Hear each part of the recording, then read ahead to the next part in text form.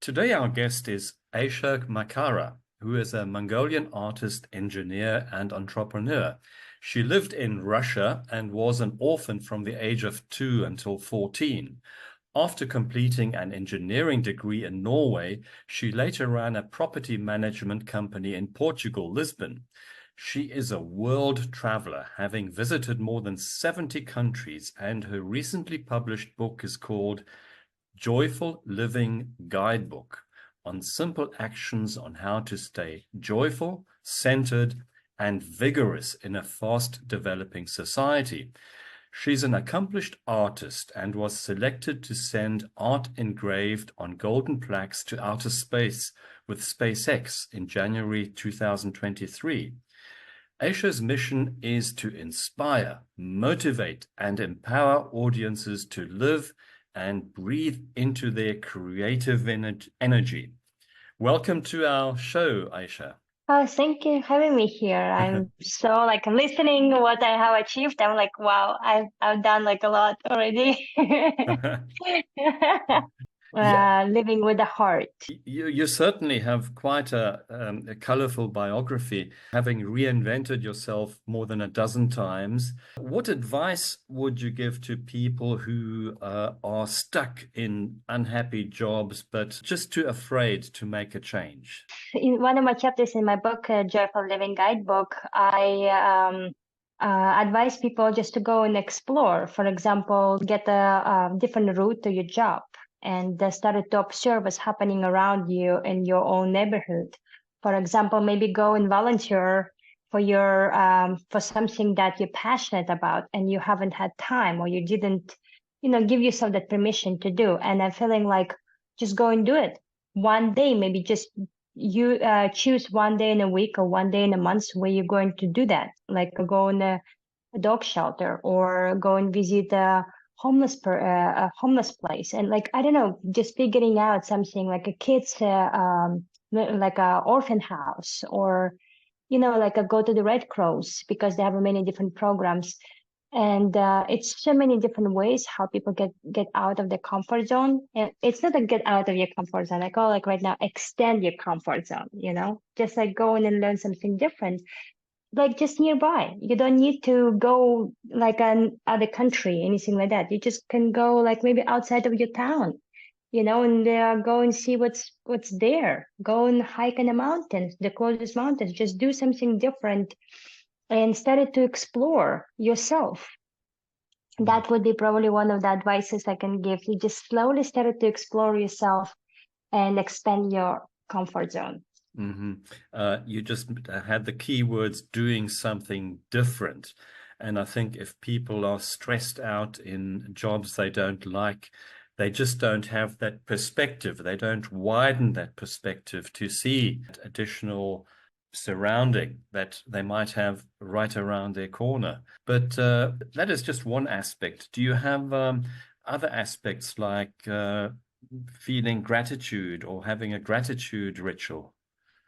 Yes, I do. I have a gratitude ritual. I do like what I'm grateful for today, and I every day I have so much to be grateful for, and it's like every day. I mean, for me, like to be alive, it's already gratitude. To wake up in the morning, it's already gratitude. It's like to have a meal, it's a gratitude. To have a roof, it's a gratitude. To live where I live and do what I do, it's a gratitude. Everything is a gratitude, and for me, like I feel whatever I do with a gratitude in my heart. I'm so grateful and blessed that I'm here, and I'm so grateful to my mother, even so she wasn't, present in my life, but I'm so grateful she brought me here.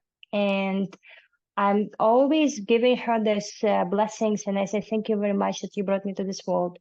And I don't know what happened with you, why you did what you did. I don't judge you. I love you. And I'm so appreciated that you brought me here. So I'm so grateful that I'm here. I'm really grateful I'm here. And on my website, Aisha, that today I have a little video, 2 minutes, where I'm saying what it is to be happy, what it is to actually be alive.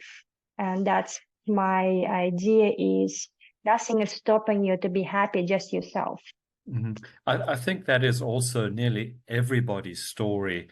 of having had some type of childhood trauma. Of course, yours, I wouldn't like to compare mine with yours, but certainly growing up as an orphan must have been very difficult.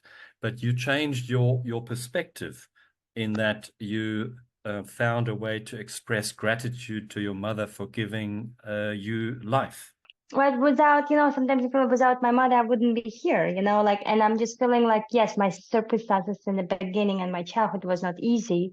And it's great because that made me who I am today, the way I am today. And I was not afraid or scared to go and explore because nobody was around me and actually like tell me, no, don't do it or don't do it, or do it. I was just going and being curious as a kid. And I didn't have anyone who will explain me things. So I didn't have like any kind of like leaders that can look up to, or like this role models that I get to create it from the fairy tales. I love to read, I'm a nerd, so I'm reading all the time. So for me, like I love to like go and like figuring out myself. And I'm feeling like many times people would like to have someone who have done this already. So let's go and check it out. And I'm saying, your journey is going to be your journey. Like every time when people say to me, oh, I've been in Barcelona or I've been in Lisbon and I had this experience. And like when I want to go somewhere, and I asked before many years ago, I was asking advice, people who was there. And one day I decided like I don't want to ask any advice because it's going to be my experience of Barcelona. It's going to be my experience of Singapore. And everyone has their own experience. I'm going to explore in my own way and I will figuring out what I like about the city, what I don't like about the city. Do I want to be in the city or not? And how long I want to be. So for me, like it's every time and just go and explore because it's your own journey. It's nobody will create it for you, just yourself. And that's where the beauty is coming, where I turn my childhood story. And I said to myself when I was 14 or 15, I said, you know what? I just want to be positive. And that was my intention. It's so much around, so much negativity and brutality and anger and all of that. And, living in this brutal Russia, it's not easy as a kid. And it's like being orphan. It's not easy. But the thing is, I turn it around and then just being this bubble of sun and just giving whatever I can, the smile, the hug, the help, and to other people around me all the time. That was my way of being. And I was just doing it because I wanted to do it, not because I'm a people pleaser or this and that. I just decided to do that. And I feel like everything is happening or like coming from the decision. Because when you make a decision, you cannot go back. You can go back, but you get to renegotiate with yourself and make a new decision. And I'm feeling like every time when I decided to be positive, I didn't know because I didn't have anything to compare with, And I started to kind of like coming with my own way of what it is by reading a books since I love to read books. So I was like reading a lot of books about psychology, about self-help, self-development, and I was a teenager, and I wanted to learn how to um, how to adapt and how to kind of like a change because I was so disappointed of everything and I want to see something beautiful and something different, and I didn't know what it is. And so I just, kind of played with that. And I felt like that's where the beauty coming when you started to switch and you don't give up. You continue to be this, I call like at school, they call me grandma. And it being just grandma, and that's where actually you embody the love, you embody the joy, you embody the understanding of life, even so like you're very, very young, but you have this understanding of reality that you're living in and understanding of that life has a beginning and end. You just described a very toxic time in your early childhood in Russia.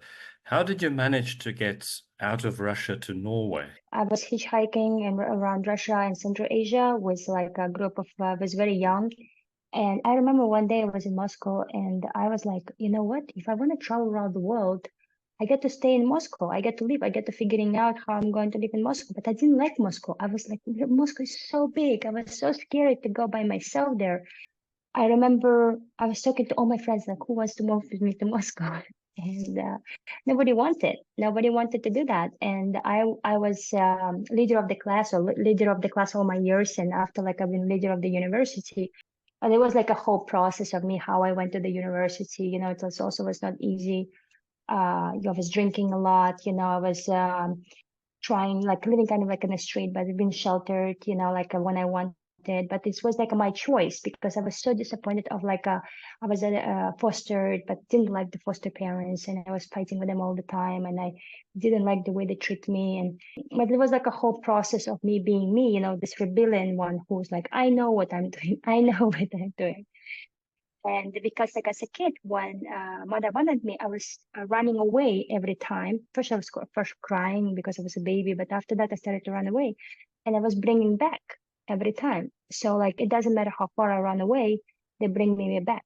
So one day, I understood that I cannot run away anyway from here, so I got to stay. But I didn't have a fear, I didn't have a fear to die or some. I didn't, because as a kid, you don't understand that, you don't understand the probably you're trusting so much to your heart, or I don't know, your body. I don't know. Like I, when I'm remembering myself in that stage, I was feeling like I didn't have any fear. I was always like just so curious to learn, and like going somewhere like nowhere, and exploring around. And I was not scared of people. I was not scared of nature. I was not scared of anything. And I was just curious, and open, and brave. But that was like this extension of comfort zone came into, I think, from age of 2, maybe even less. But like I'm just feeling like, because I didn't have the limits. Nobody like set up limits for me. This way I'm feeling sometimes parents, they're putting these limits on kids because of the fear that they have. And I'm feeling like when uh, um, you don't have that, it's like you can go and explore as much as you can. If you survive, that type of like thing, because nobody cares in the environment that you're living in. They don't have time to care, actually. They don't get paid enough to care, and there's so many others there who's crazy. And I feeling like I was the quietest one, but like I was also the like different way of crazy, also take care, be aware of what I'm doing. And every time, like, of course, when I'm running away, I come back, I've always been punished for that, and I moved to Moscow eventually. I was because I was a leader of the my leadership skills. I went to the forum, and after they moved me to Moscow, but it was a whole process. I was like kind of analytically just feel like, oh, it's going to happen like this way, because if I'm going to do this, and I'm going to go into this forum 2 years in a row, and I will show up myself and going on the stage and promote, like they want me in Moscow, and that's what happened. And but I was doing everything intuitive, because I didn't have let's say the parents who show me the way. I was just feeling that would be probably right for me to do. And I had like that time I also had a very good boyfriend who actually like guided me a little bit. His parents was very educated, intelligent, and they were telling me like, oh, that would be good for you if you're going to do this is what's going to happen, if you're going to this way. And I was listening to them. I stopped to drink, like it was a whole process, was all sort of drama, but they took me kind of like in their wings, that I finished the school, I did all the other things, but like went to the university, and school was always easy for me. But the idea of traveling, it also was there. So when eventually I moved to Moscow, my boyfriend didn't come with me. He decided to stay where he wanted to stay. And that's, of course, was a little bit of disappointment. And I also like realized he never traveled with me. He never hitchhiked with me. He didn't want to do anything like traveling and doing this. He always think it's crazy. He went one time and he said like, no, it's too much for me. I don't want to do that, but I didn't, for me, like that was who I was in that moment. And when I moved to Moscow, I continued to study, being in these forums and continue to do my leadership. I got this opportunity to go to Norway. Like it was an exchange things, and many of my friends were saying like, it's thousands of people applying for this, and you will not get it. And I'm like, you don't even. And I said like, you never know. Just go and try. Like, and I was very creative. I didn't speak English. I didn't speak any Asian language. But I was learning, a little bit of English, and we in school had a German, and at university we had English. So I kind of managed of the help my friend. She was a English teacher. She helped me to write like this motivation letter and like do all the other things. So I was feeling like I knew how to adapt. I knew how to kind of like getting what I wanted. I mean, at least like what I was thinking I wanted, in that moment. And when I moved to Norway, I got this opportunity, and like they sent me a letter. They said to me that I'm accepted, and so I moved to Norway. And then my friend, she said to me, one of my friends, she said to me, "Oh, if you don't like it, you can always come back. It's not a big deal." And I said, "Yeah, that's true. I can always just Yeah. come back." And I like it. I love it. And it was like, wow, it's such a rich country, and I can be here. And I started to like, first I started to do this, and I started to also travel. From Norway, it was so easy to go around Europe, and like, and you as a student, you're always like organizing, because I already knew how to organize myself from like Russia for my hitchhiking time, like about the money and freedom, the way I want to see. So I started to do the same in Norway. I was a little bit different because of my language barrier. It's like different things that you get to also adapt and grow. And after 1 year or something, I got like a job as an engineer. I started to work as an engineer, so I got to like learn extra technical skills of language. So I got to work all the time. My brain needs to be like focused all the time. And in the end, I kind of limited myself with my freedom, because I learned that when you started to work and you started to kind of be promoted, you get so much responsibility that you don't have time for yourself, and you burn out eventually. But as a young professional, you don't know about that. You're just like giving and giving and giving. So when I first time the burnout, I left and I went to travel. Like again, that's my kind of like a way of being. If I'm burnout, I'm going to travel and kind of like getting a little bit some fresh things. I come back again if I like that place, so I can stay longer. If I don't, so I can move somewhere else and see what I like. So after the traveling, I come back to Norway, and I said to myself, you know what? I don't like it here. It's like it's so cold all the time, and I just didn't feel like it's something it's very comfortable. Your comfort zone. It's so not easy to give up on the comfort, because it's so comforting. You can travel around the world, you can manage your time. It's so much freedom. It's amazing. But I think it's very cold, and I like sun. And I decided that to live like 1 month in South Italy, South France, and South Spain. I didn't know anything about Portugal. So I did it. And after I went to the Camino de Santiago, I did Camino de Santiago. And after that, I discovered Portugal, and I fell in love. I was like, oh my gosh, this country is so beautiful. I'm in love with this country, so I'm staying here. And of course, it took me some while to move, like about 3 months or so. And I moved to Portugal. And after that, I went to the real estate. I started to do real estate because I didn't want to work as engineer. The engineers here, the salary is very low. I said, no, I'm not going to work as an engineer here. I'm going to do something different. My savings was enough for like 2 years that time living in Norway or in Portugal. And like in these 2 years, I will figure out for sure what to do. I will learn the language. Everything will be fine. So I had this also started to kind of navigate myself in the real estate market, and I decided to do like luxury market. And Portugal is a very small country, so you're like kind of like getting all these big lands and big properties, hotels and everything. You're learning. I'm walking my talk.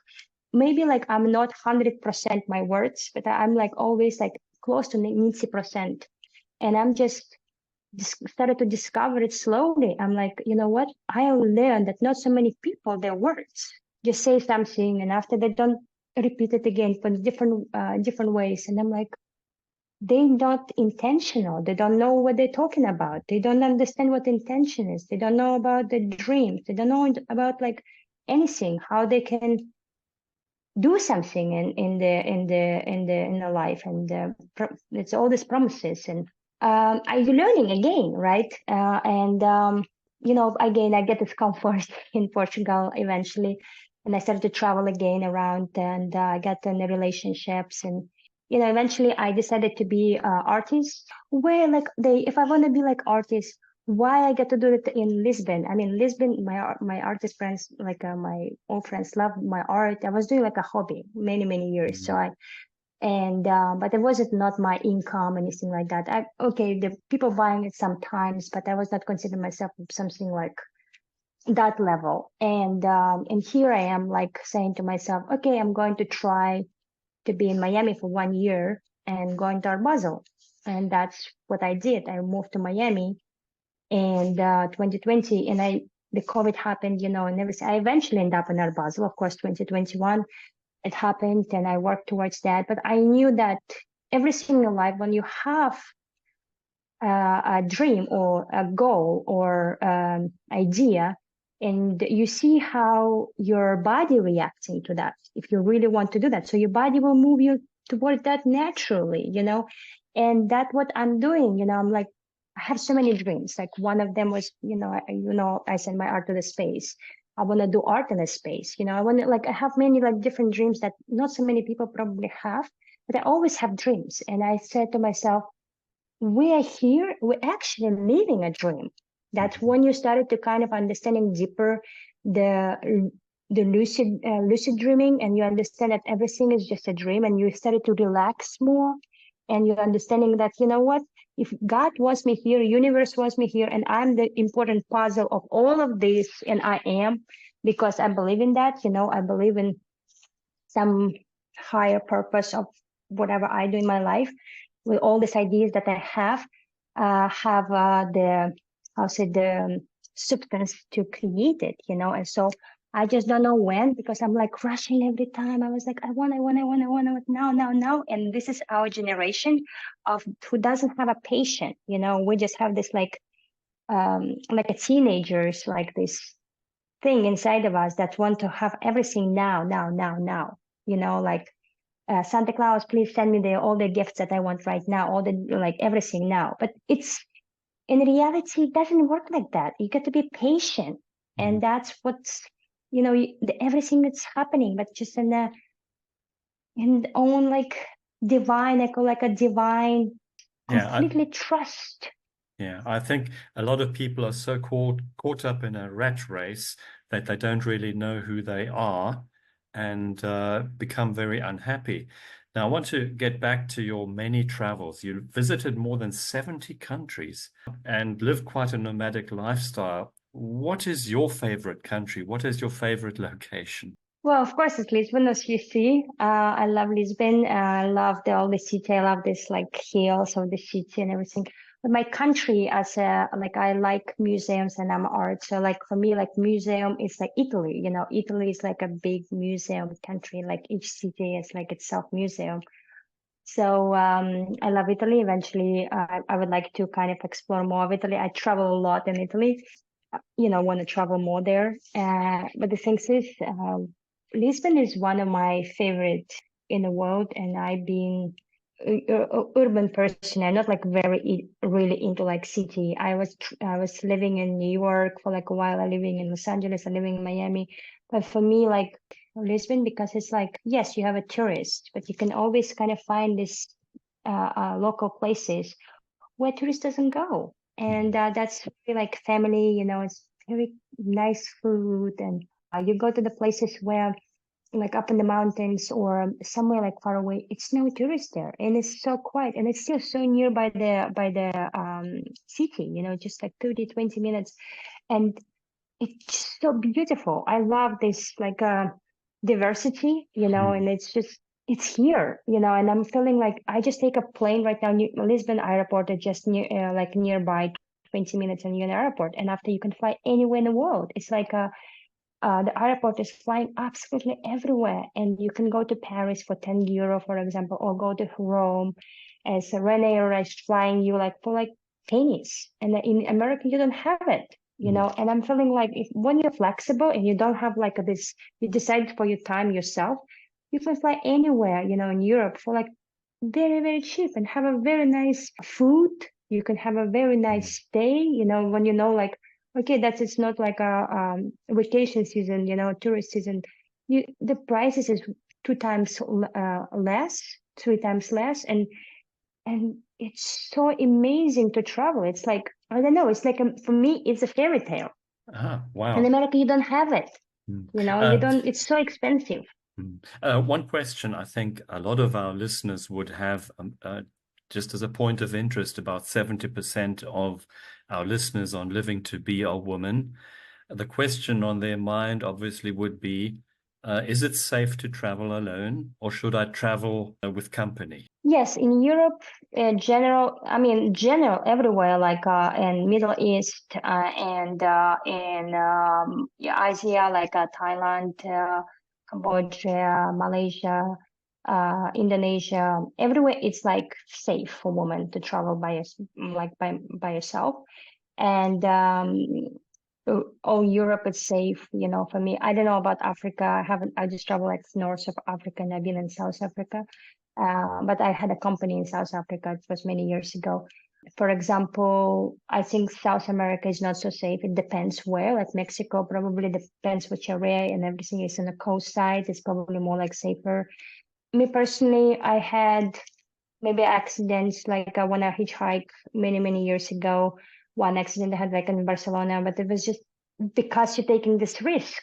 And but when you're like traveling safe, for example, you're booking your hotel and renting a car, like, and doing all like taking Uber or taking taxi, it's safe, absolutely, like in many places around the world, it's safe. Like Argentina is safe, Uruguay, Bolivia, Ecuador, Chile, many of these countries, like maybe Venezuela is not so safe, but like there are many, Brazil, like again, Brazil is also where, like many like countries general safe to travel. And it just depends how you want to have your travel. It depends if like as crazy, maybe it can be like 50-50.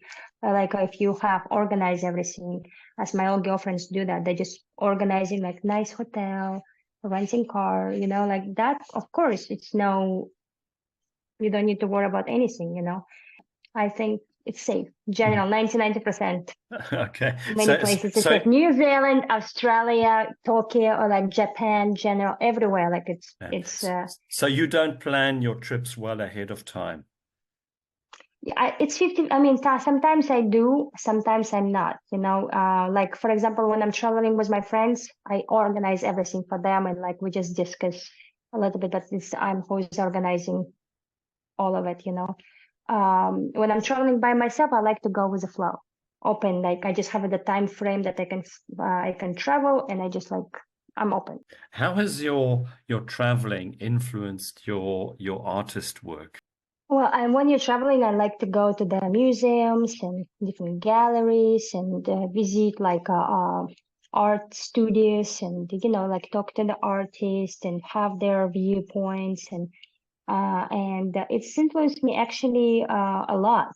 It's in many different ways, because it's like it's given me perspective that life, it's not just black and white. A life is have a many spectrum of the colors that we don't even have a name of.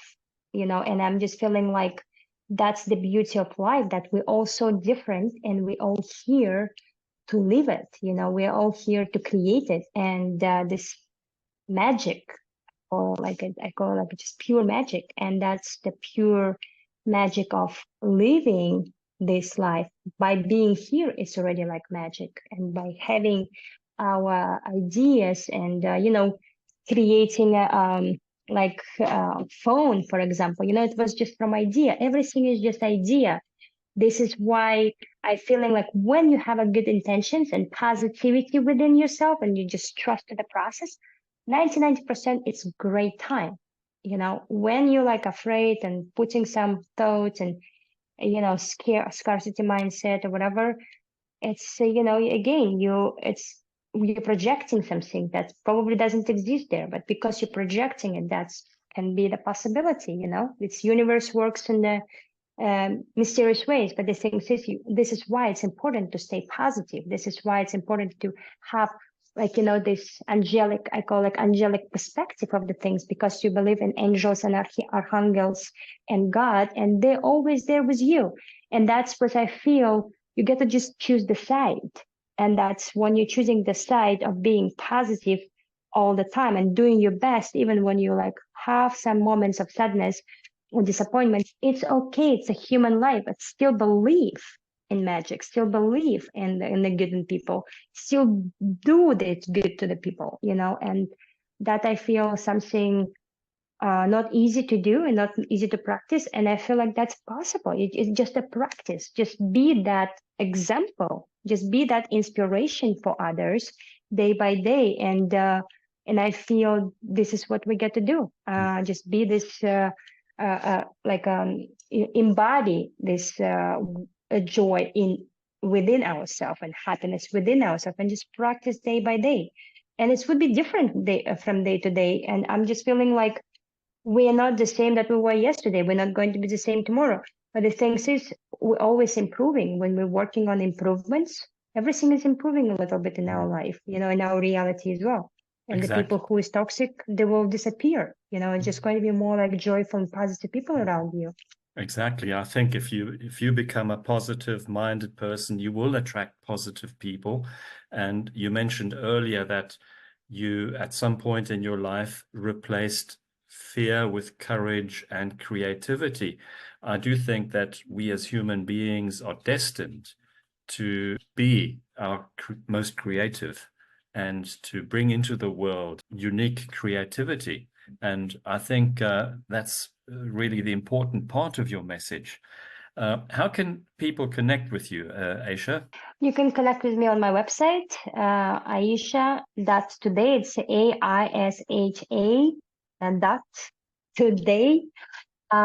Where you can connect with me on the email, you can connect with me by Instagram, and you can send me you can have a call with me as well. Like I do mentoring right now. I'm publishing my book and the American market, and it's United States right now. It's called a Joyful Living Guidebook by Aisha Makara, and I send like you also can order my art and see my art. For the collectors, I have like different collections right now I'm working on. It's a process. Everything is a process, and probably will change. I'm working right now on a new website that is going to be completely different from my Joyful Living project. It's a program. It's going to be more like connected to the retreats and heal. Like I call it not healing. I call it like more creative thinking or creative action towards what we can do in our life and how we can make our life better. And I want to acknowledge you, Aisha, for your mission in motivating people to live their best life, to live a joyful life. Thank you very much for being on our show. Thank you very much. Joyful Living, namaste.